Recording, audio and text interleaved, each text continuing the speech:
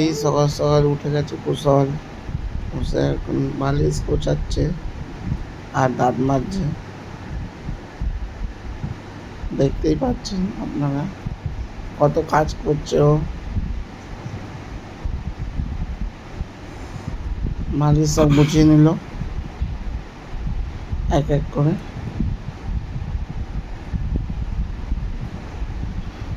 মোটামুটি বাড়ির সব কাজ করে।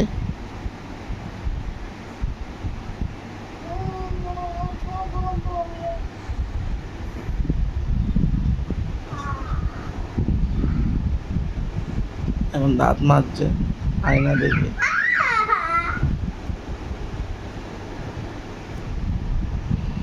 ঘুরে ঘুরে দাঁত মাজছে।